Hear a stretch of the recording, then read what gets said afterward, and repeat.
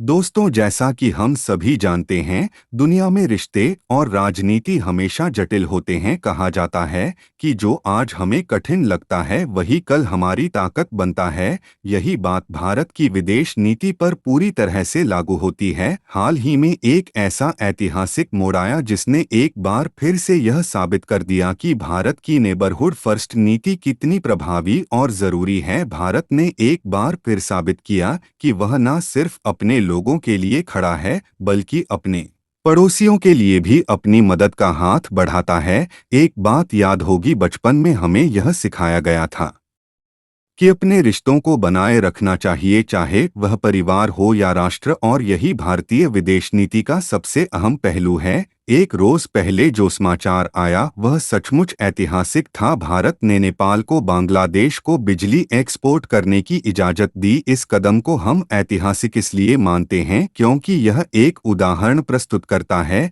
कि किस तरह एक बड़ी शक्ति अपने छोटे पड़ोसियों की मदद करती है। कहा जाता है, जब किसी बड़े देश की मदद से छोटे देशों को आगे बढ़ने का मौका मिलता है तो वह न केवल रिश्ते मजबूत करता है बल्कि क्षेत्रीय स्थिरता भी सुनिश्चित करता है। यह घटना इसलिए भी महत्वपूर्ण है क्योंकि पहले कभी ऐसा नहीं हुआ था कि नेपाल और बांग्लादेश एक साथ मिलकर भारत के सहयोग से ऊर्जा का प्रवाह शुरू करेंगे। जैसा कि दोस्ती सच्चे दिल से शुरू होती है और यही हमारी विदेश नीति का मूल सिद्धांत है। इस तरह के सहयोग से यह संकेत मिलता है कि भारत अपनी नीतियों को सिर्फ अपनी सुरक्षा तक सीमित नहीं रखता बल्कि क्षेत्रीय शांति और समृद्धि के लिए भी काम करता है। अब हम सोचते हैं, क्या भारत को हमेशा अपनी नीतियों में लचीलापन दिखाना चाहिए या भी हमें अपने राष्ट्रीय हितों को पहले रखना चाहिए? लेकिन जब रिश्तों की बात आती है तो यह हमेशा आसान नहीं होता क्योंकि डिप्लोमेसी में लंबी अवधि का दृष्टिकोण होना चाहिए। जैसा कि दादी नानी कहती थी, रिश्ते बनाने में समय लगता है लेकिन एक बार जब वे मजबूत हो जाते हैं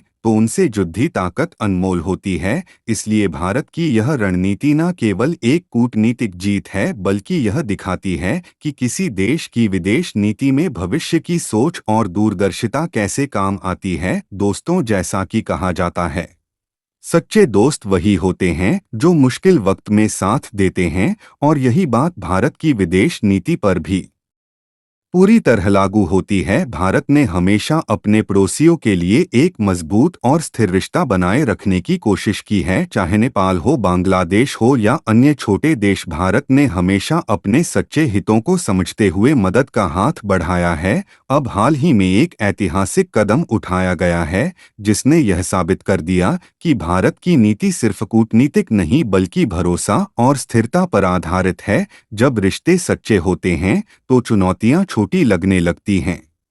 यही सोचकर भारत ने नेपाल को बांग्लादेश को बिजली एक्सपोर्ट करने की अनुमति दी, और यह कदम सिर्फ एक व्यापारिक समझौता नहीं बल्कि भारत की नीति की ताकत को प्रदर्शित करने वाला था। यह समझौता बहुत महत्वपूर्ण है क्योंकि पहली बार नेपाल, जो हमेशा भारत के साथ सहयोग करता रहा है, अब किसी तीसरे देश बांग्लादेश को बिजली एक्सपोर्ट कर रहा है। एक बात याद होगी, अब इस समझौते के ऐतिहासिक होने का दूसरा कारण है कि इस तरह का पावर ट्रांजैक्शन दक्षिण एशिया में पहली बार हो रहा है। यह ट्रांजैक्शन 40 मेगावाट के बराबर का था, जो आने वाले समय में और भी बड़े बदलावों का संकेत हो सकता है। यह सब उस समय शुरू हुआ था जब नेपाल के प्रधानमंत्री पुष्पा कमल दहल, जिन्हें प्र के नाम से भी जाना जाता है, 2023 में भारत आए थे। आपको याद होगा, जैसे किताबों में लिखा था, जब किसी देश की नीतियों में स्थिरता होती है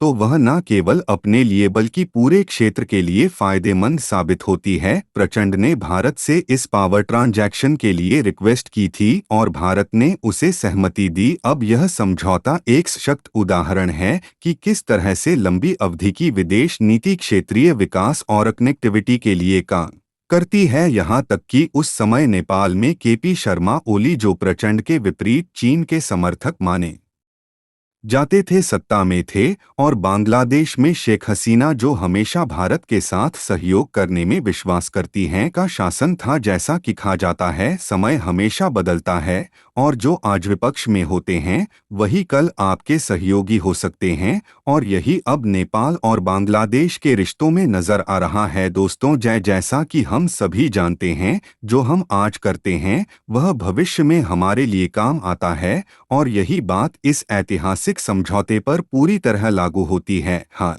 ही में नेपाल ने बांग्लादेश को बिजली एक्सपोर्ट करना शुरू किया है, और वह भी भारत के बिजली ग्रिड का इस्तेमाल करके। कहा जाता है कि छोटी चीजें भी बड़े बदलाव ला सकती हैं, और इस समझौते ने एक बड़ा कदम साबित किया है, क्योंकि यह सिर्फ एक व्यापारिक समझौता नहीं बल्कि एक रणनीतिक बदलाव भी है। यह समझौता एक महत्वपूर्ण संदेश देता है कि डिप्लोमेसी सिर्फ शब्दों तक सीमित नहीं रहती, बल्कि यह वास्तविक बदलाव लाने का एक जरिया बनती है। अब भारत, नेपाल और बांग्लादेश के बीच यह कनेक्टिविटी ऊर्जा सुरक्षा और भविष्य के लिए नए अवसरों का द्वार खोलेगी। दोस्तों, कहा जाता है, जब तक हिम्मत ना हो कोई भी मुश्किल आसान नहीं लगती, और यह कहावत आज भारत की विदेश नीति पर पूरी तरह से लागू होती है, जिसने न केवल दक्षिण एशिया के देशों को प्रभावित किया बल्कि पूरे क्षेत्र में भारत की कूटनीतिक ताकत को और भी मजबूत किया। भारत ने एक बार फिर से यह साबित कर दिया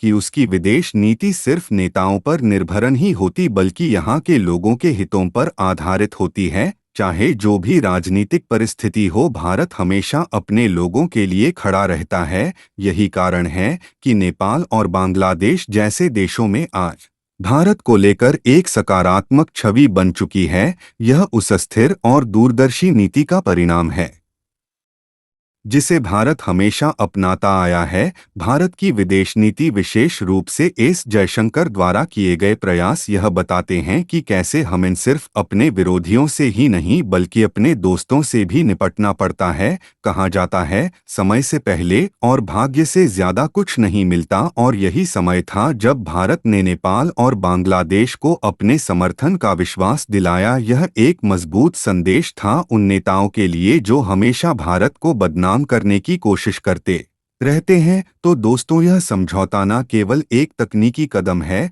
बल्कि यह भारत की विदेश नीति का भी एक मजबूत उदाहरण प्रस्तुत करता है। जब किसी देश के लोगों की भलाई के लिए कदम उठाए जाते हैं तो उसका प्रभाव हमेशा दूर दूर तक जाता है, और यही हम आज देख रहे हैं कि भारत ने न केवल अपनी विदेश नीति को मजबूत किया है बल्कि अपने पड़ोसियों के लिए एक स्थिर समृद्ध भविष्य की ओर कदम बढ़ाया है। आज भारत की विदेश नीति के बारे में सवाल उठना चाहिए कि क्या इन देशों को भारत के खिलाफ बयानबाजी बंद करनी चाहिए, और क्या उन्हें यह समझना चाहिए कि भारत का उद्देश्य उनके विकास में मदद करना है। आपकी मुश्किलें आपकी सफलता की सीढ़ियां बन सकती हैं अगर आप सही दिशा में कदम बढ़ाए, और यही भारत चाहता है, अपने पड़ोसियों को साथ लेकर एक समृद्ध और स्थिर भविष्य की ओर बढ़ना। दोस्तों, ऐसे में आपको क्या लगता है? अपनी राय कमेंट में बताएं, और साथ ही इस वीडियो को लाइक करके चैनल को सब्सक्राइब कर लें। जय हिंद, जय महाकाल।